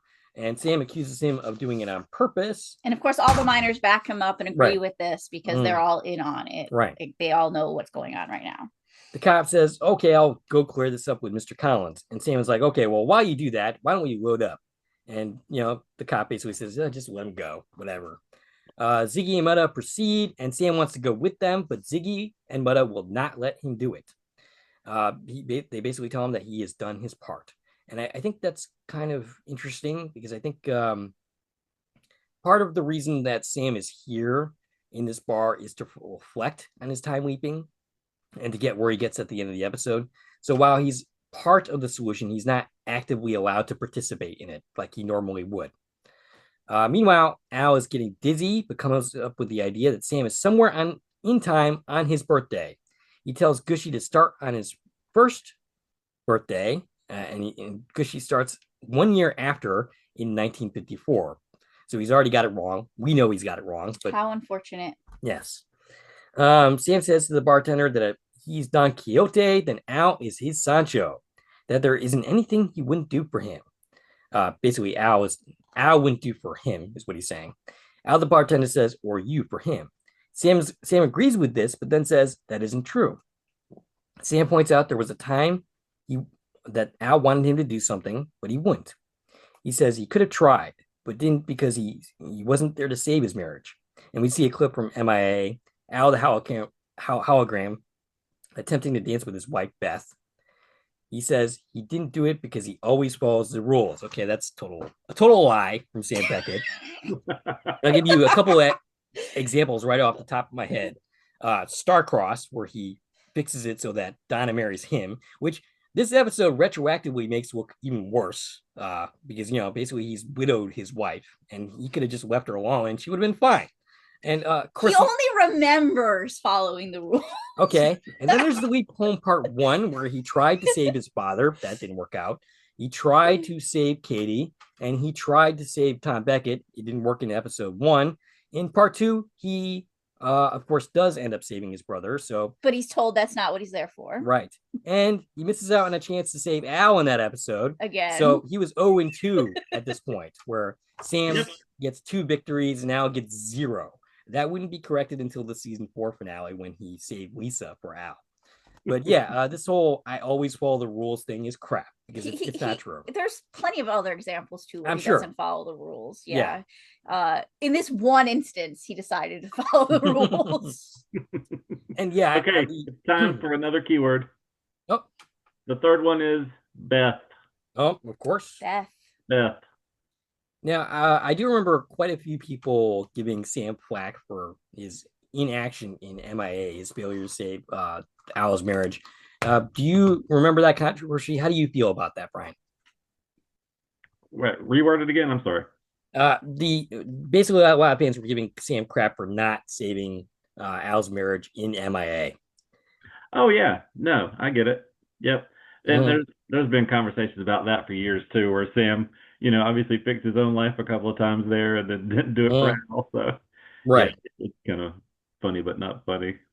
I mean, isn't it like immediately after that we do the leap home? Yes, exactly.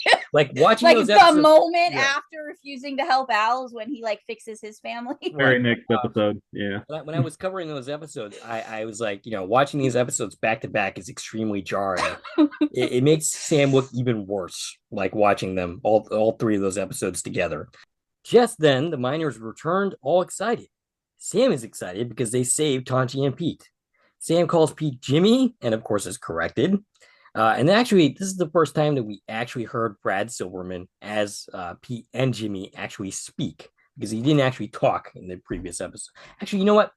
I think he might have actually talked in Shock Theater when we saw him in those when he was actually Jimmy. I don't recall. So Ziggy excitedly says that Sam had a good idea. But Sam gives Strappa the credit. He turns to Strappa, who's kind of just sitting there looking sad in his drink. Strappa looks at him, smiles, raises his glass. His bottle of Pepsi. His bottle of Pepsi. And then Poland Springs. Yes. And then he leaps. He turns all blue with electrical energy and disappears. And nobody is there. And Sam has this look of shock on his face. So did I. I definitely, as a 13-year-old, went, what WTF? Yeah, that was definitely a shocking, really cool moment. Definitely for sure. Do you guys remember your reaction when you saw that? No. Yeah, you're just like, whoa, what happened? So Sam asks about Strappa, and no one knows who Sam is talking about. Ziggy mentions that Strappa means Steve in Russia. Sam describes the blue light. Lena says that whatever Sam is drinking, he'll have one. Sam realizes that Strappa was a leaper, but Gushy, 1953 version, the minor Gushy, right, comes in and says Strappa was Ukrainian because leaper is not actually a nationality, but Gushy doesn't know that. He goes on to recount an explosion that Strappa was the only survivor of. People looked at him funny afterwards because he was all stooped over due to the slate in his back. Sam says that's right. He was all stooped over. But it wasn't because of the slate. It was because of the arthritis from loading coal and water. Gushy, confused, how do you know Strappa? Sam says he met him here today. But according to Gushy, he died in 33, 20 years ago. Dun, dun, dun. Al, meanwhile, tells Gushy he's going to puke, regurgitate. The real Al and the real Gushy. Right. Yes. In the current 1999. And that brings us to the fourth keyword, which is Ralph. Okay. Ralph is the fourth word. Ralph is the fourth word. All right. Or blow like Mount St. Helens was another thing that he called it. Gushy tells Al that he's checked all his birthdays, but wouldn't you know it, they never checked his literal birthday. And of course, Al was like, born. Yeah. And Al was like, oh my God. So he gets into the imaging chamber one more time. I also want to point out during this, he said they scanned all of his birthdays through the end of the 21st century. Right. Meaning they scanned into the future. So is this foreshadowing for where they wanted the story to go? Perhaps. That they would bring up like, oh yeah, we think it's possible to just leap into the future. Maybe. That was always part of it, right? Right. So meanwhile, Sam is narrating. He doesn't know if this was real or imagined. And if imagined, who was imagining it? And then we see Al slide into the shot, which is really cool, really well done. He accuses him of creating all of this. And Al says, well, I built the bar. You know what I mean? If that's what you mean, he said. Sam says that this is more than just a bar. Dead men saving lives and then vanishing in an aura of blue light. Yep, there's definitely something special about this place. Al nonchalantly suggests the books are full of the dead saving the living. Sam takes this as confirmation that Strappa was there. Al says he remembers him, and Sam asks, why don't they? Al shrugs and says that's just the way it is. And then when pressed, Al says sometimes that's the way it is. It's the best explanation. Sam doesn't think so. Neither do I. Al doesn't think he's ready for more. And then Sam says, well, why don't you try me? Gushy steps up to the bar, and Al steps aside, and we see in the mirror a much younger man. Al asks him, can he accept what you see? Can Sam accept what he sees as reality? Sam asks, which reality do I accept? This one or that one? And Al comes back with, haven't you done both, looking in all those mirrors? And Sam takes this to mean that he is the one who has been leaping him through time. Al says he wouldn't say that. And then Sam asks, what would you say? And then he points to the mirror and says that Sam Beckett, is the one who's been leaping him through time. And Sam gets very angry and says, no way do I buy that. Al asks him, why did he create Project Quantum Leap? Sam says to travel in time. Al asks why, kind of like a 5-year-old who keeps asking why. But Sam says he wanted to make the world a better place. And Al finishes for him to put right what once went wrong. Sam says yes, but not one life at a time. And Al says, oh, I got Mother Teresa here. He asks Sam if he thinks all he has done is save a few lives. Sam says, yeah, basically. And Al says, at the risk of overinflating his ego, he's done more. The lives has touched others. He's done a lot of good, and he can do a lot more. And those lives, others. Right. If you're going to say the quote, say the whole quote. Okay, fine. Sam says he doesn't want to do more. He just wants to go home. Al asks him, why hasn't he? And Sam says it's because he doesn't control his destiny. Al does. And Al tells him that he will only do this as long as he wants to. But there's a catch. And the catch is he has to know that he controls his own destiny. And then we hear Gushy tell Al that they got a lock. And that's the last we will ever hear of Gushy on this series. That's the wrap for Dennis Wolfberg as Gushy. And then Al materializes in the bar. Al excitedly sees Sam, and Sam excitedly goes outside to talk to him. His excitement doesn't last long, unfortunately, as Sam starts talking like a crazy person. He tells him that this is where the Project Quantum Leap began, that everyone in the bar is similar but different to people he knew, and that Al, the bartender, is the one leaping him around in time, and that he thinks this bartender is God. Al thinks he's lost his mind. Can you really blame him? Sam asks him, when he leaps, does he go all blue and tingle with electrical energy? Al says he doesn't know. He just goes back to the imaging chamber. We've already brought up the fact that this has been contradicted a few times. Al definitely has seen Sam leap, and that's been confirmed by the series itself. Sam talks about Straba leaving and that no one came back, but that's probably because he was dead. Al has no context for this conversation whatsoever. It's funny because his action's like, I gotta go. Right. I don't know what's happening, but He suggests all the stories of the dead people coming back to save the living. What if they were all leapers? He names Strapa by name and says that it's Russian for Steve, and Al says he knows what it means. He had an uncle named Strapa. Sam asks about him and asks if he was all twisted up. Sam basically Al confirms this, and Sam starts laughing, which Al doesn't understand, and says it's not funny. Sam says, "Oh, but it is," and Al asks why. Sam says he doesn't know and continues laughing. Basically, Sam is really cracking up here from the perspective of Al. And Al says, "Take it easy. He's going to go back and talk to Ziggy, and no matter what, he's going to get him out of there." He goes into the imaging chamber and leaves, and that's a wrap for Al. That's the last we're going to see of him in this episode. And,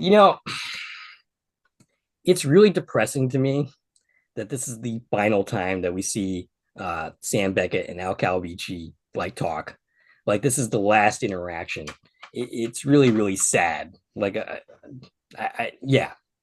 just always found it really, really sad that this was it.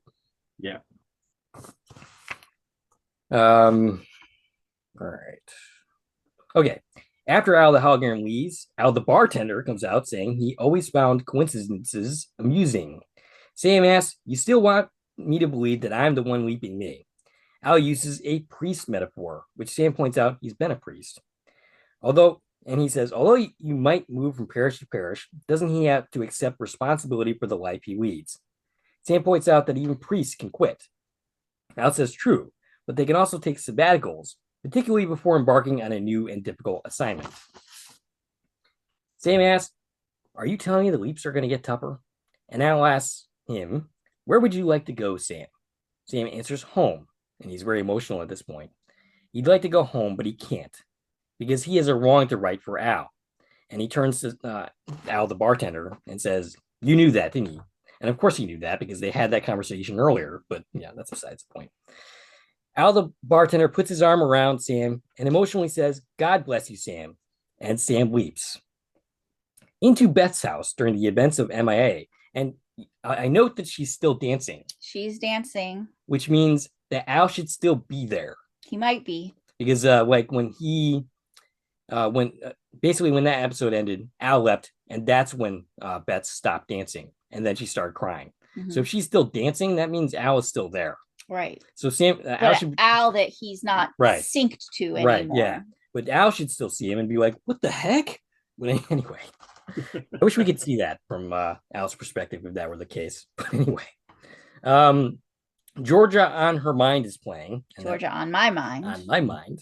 I guess it's on her mind too. Yeah.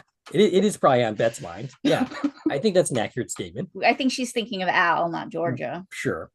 Sam calls out Beth, and Beth freaks out, but not as much as you would think she would, given that there's suddenly a very strange man. Yeah, she's like, "How'd you get in here?" You'd figure that she'd be really freaked out and screaming and yelling and throwing things at him. But it's kind of a horror movie right now. But she's pretty chill about it. Sam says he's not going to harm her. I mean, I think that's what someone who was going to harm her would say, but that's just me. He's there to help her and help Al. She asks if he's a friend of Al's. He confirms it. He asks if they could sit. Sam says he's going to tell her a story with a happy ending, but only if she believes him. She asks, "What if I don't?" And Sam swears that she will. He says, instead of starting with Once Upon a Time, let's start with the happy ending.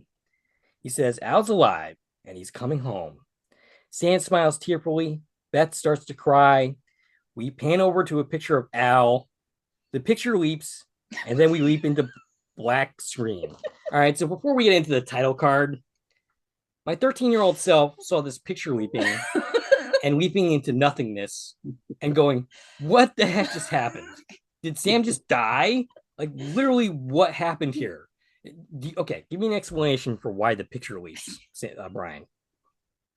It's just a metaphor for how Al's life is going to change. That's the way I took it. Okay. Yeah, I don't like that. Al's Yeah, it was kind of strange I mean, at the time. it does make sense that would be representative of Al's life changing, but why the leap effect? Right.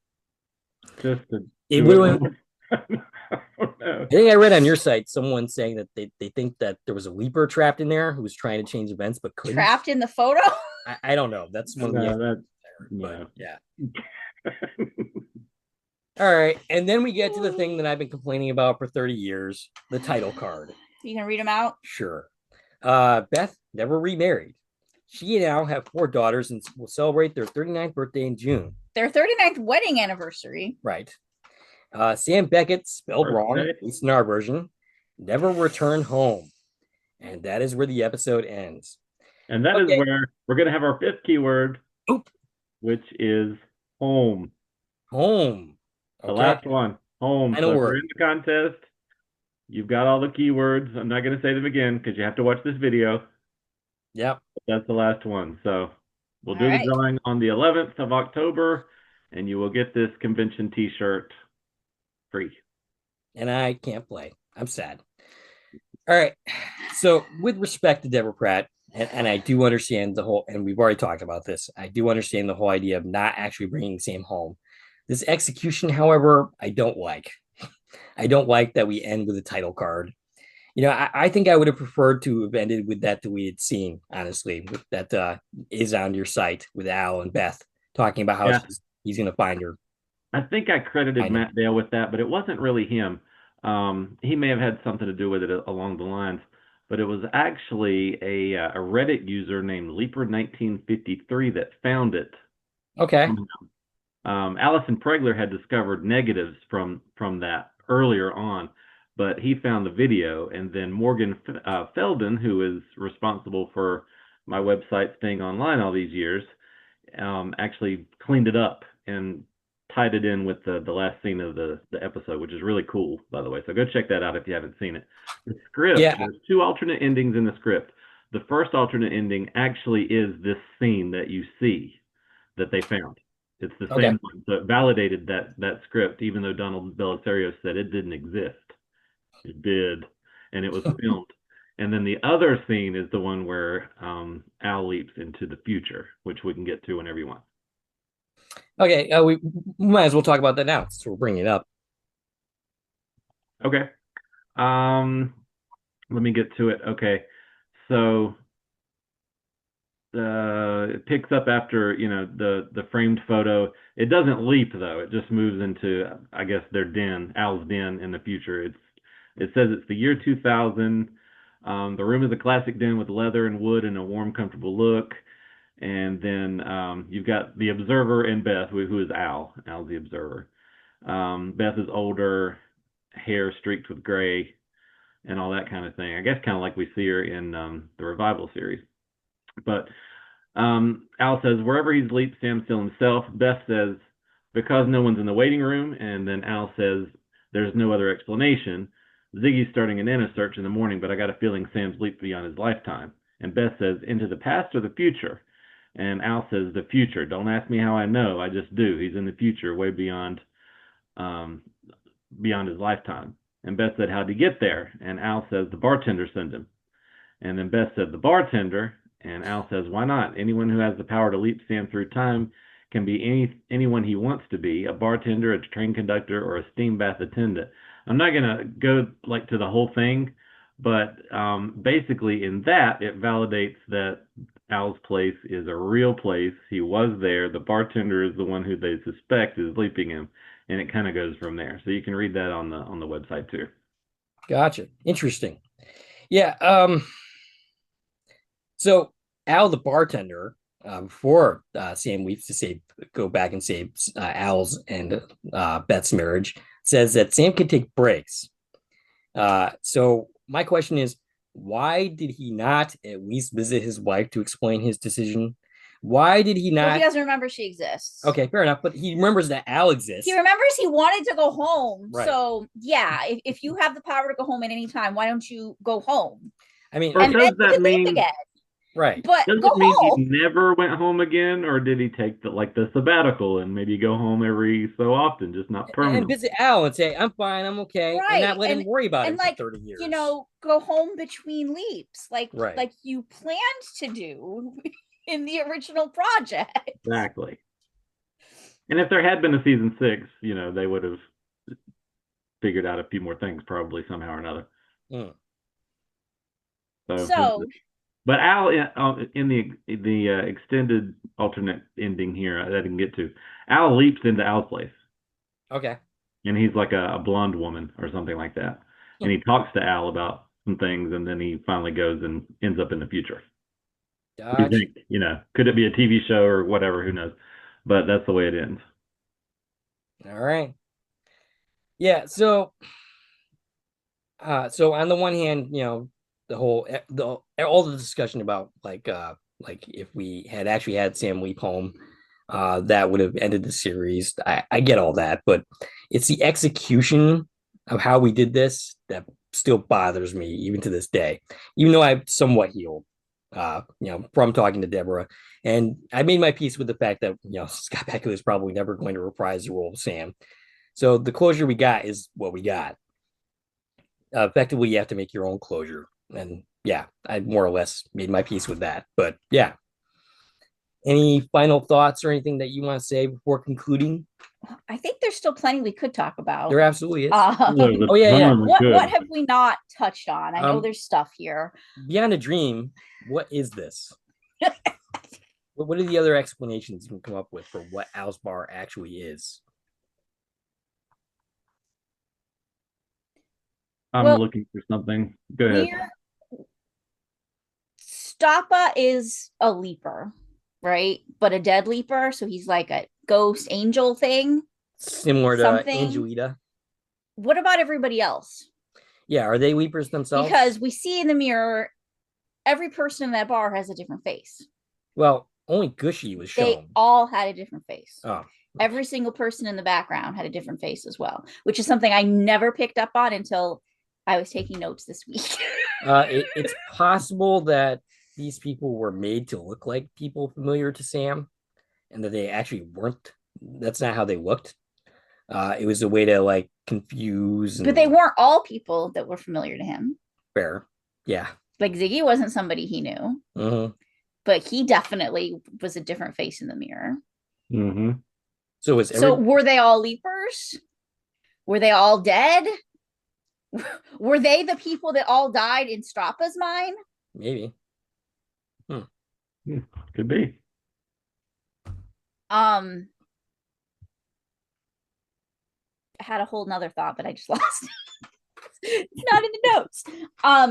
Speaking of notes, I had one more person who appeared in this episode. We had an uncredited listing for a Christopher J. Marchenko. He was in an episode of House and an episode of Star Trek Deep Space Nine. Oh, okay. And I think we hit everybody else. Gotcha. He was just a minor. I think there was actually another person that I saw that was a minor that was uncredited that played another episode. He played I think the doctor that Sam was familiar with that taught him, Professor Del Negro, I think it was. Del Negro? Yeah. I think it was the actor who played him. He was somewhere as a minor in the episode, I think. Well, it's not on IMDb. I think I saw it on Al's Place. Is that there? Do you know what? I check the Al's Place episode guide every week when doing my notes, and I didn't this time. I did not read it this week. I think because my notes were already so busy, I just didn't. I was like, no. I was looking at it specifically because I was looking for that article explaining Mirror's Image that I really liked. By the way, there was also a follow-up, Mirror's Edge, which is a book that is available on Al's Place. And yeah, that book pissed me off when I read it.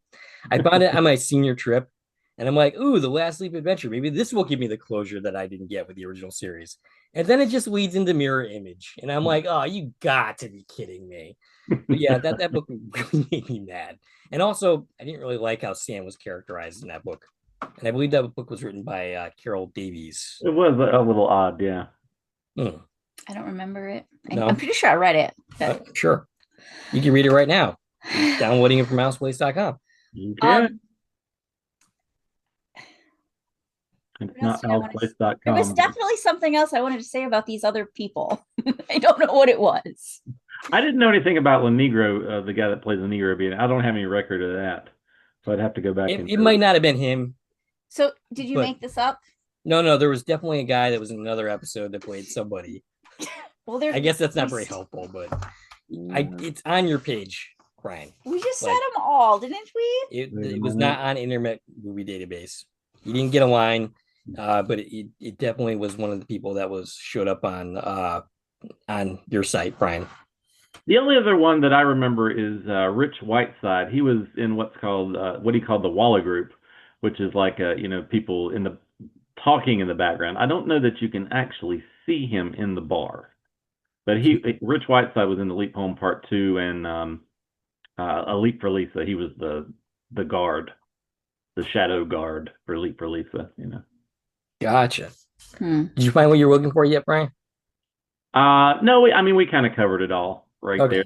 There's so many scenarios that Alice Place could be, and it might be a mix of them, and who knows? I know what I wanted to talk about. The fact that we were talking about, how they're familiar faces. Some of the familiar faces are Sam's like, yes, I recognize this person. That's Frank and Jimmy and that's Mo Stein. He recognizes them. Other ones like Al, he doesn't recognize. So meant, I know what you're talking about, yeah. Is it meant to be that these are people he should recognize, but he just doesn't because of his Swiss cheese memory? I think maybe eventually or are they not supposed to be familiar faces, but they're just making cameos, because we're bringing back actors? I find it a weird choice that we made some of them like deliberately, like, yes, I recognize this person. And then like other ones we don't acknowledge. Like there's 3 or 4 of them at least that he doesn't acknowledge are people he should recognize. I mean, after a while, I think to stop trying and to just stop. Yeah, but I mean, going with it, but Al the bartender, somebody from his very first Leap. Right. That feels significant. Yeah. He should have been like, and you look familiar too. By the way, the bar at the miner at the bar that I was talking about was actually Dr. Mintz, which was the mirror image of Sam's host in A Portrait of a Troyan. So I sort of got that wrong, but I know I very much got that wrong. No, that's Don Belisario. Yeah, that's Don Belisario. Oh, is it? Yep. Oh, well, crap. Didn't you say he made a cameo? Yes, and I had no idea as who, and I never found him, but I didn't realize it was Dr. Mintz. Got that part. Yep, Dr. Mintz is the mirror image. I was like, wait a minute. We know who that was. What was I saying? I have no idea. He recognizes some people, but he doesn't recognize other people. Right. And the bartender. How do we feel about that? The bartender at one point shows them the mirror between Gushy, I think it's Gushy, and the minor Gushy, and the mirror image of minor Gushy, which is different. And he sort of reveals it to him at that point, like he's controlling what Sam sees in that mirror. I never took it that way. That's the kind of way I saw it at one point when he kind of reveals the guy. I mean, that's the first time we see him look in the mirror and see other people. Mm-hmm. So I took it as they were just all different people. Maybe. And Sam and Al are the only 2 people in this place who actually have their own reflections. Mm-hmm. Which is also weird because this is the only time he's ever had his own reflection, but everybody else doesn't have their own reflection. So what's that about? But no, what are your thoughts on are these meant to be familiar faces, or are we supposed to pretend only some of them are familiar faces? Oh, I think they're meant to be familiar. Absolutely. It's just possible that he recognized the boys and he recognized Mo Stein, but he doesn't recognize Weird Ernie or Jake Dorliak, or who else did we have here? There were some others. I know there were. Mr. Collins. He doesn't recognize Mr. Collins. Right. Yeah. And he literally leaped into him. Right. But he recognized, you know, the boys. Right. He also doesn't acknowledge that he should have recognized one of the boys 3 times over. So, and then it's like, well, you got to question, like the first time he met these faces, was there something leapy going on there too? Like, was it Al the bartender at Genesis? Maybe. Like, Maybe was he also leaping? You know, was Weird Ernie also a leaper? Maybe he was Al the bartender secretly the whole time. Right, because that's Sam's first leap, and you know, he's there to, this is where he grabs him, and he's there to meet him and see if he wants to recruit him. Makes sense. Because he usually only recruits dead people. Mm-hmm. Yeah. All right. Do we have anything else to say before concluding? Do you have anything else? Any other thoughts? I got everything in my notes, and if we keep talking, we'll probably just go in circles. So pretty much. Brian, anything else? No, I mean, we could go on and on. There's all kinds of things that I've found and put on the website. So, you know, if you want to go there and take a even longer look, you can find a whole ton of stuff. But yeah. And then we covered a lot. Leave us in the comments your thoughts and theories about this episode. And let's talk about the contest real quick one more time. 5 words. We're not going to repeat them. Don't put those in the comments. We've asked that of people before, you know, to put this keyword in the comments to prove to us you've listened. Don't do that today. Nope. You're going to take those keywords. You're going to email them to Brian. Brian, what's the email address? It is alsplaceql@gmail.com. ALSPLACEQL@gmail.com. All right, so you're going to take those 5 keywords, send them to Brian before by October 10th, 2025. If you're watching this at some point in the future, you're going to have to find a time machine to figure out how to enter. And then you're going to get to win that. Somebody's going to get to win that cool t-shirt. Like, yeah, I'll show it again. Well, maybe. There we go. Right from the first Quantum Leap convention. It's very cool. Super cool. If it fit me, I'd probably keep it. But it doesn't.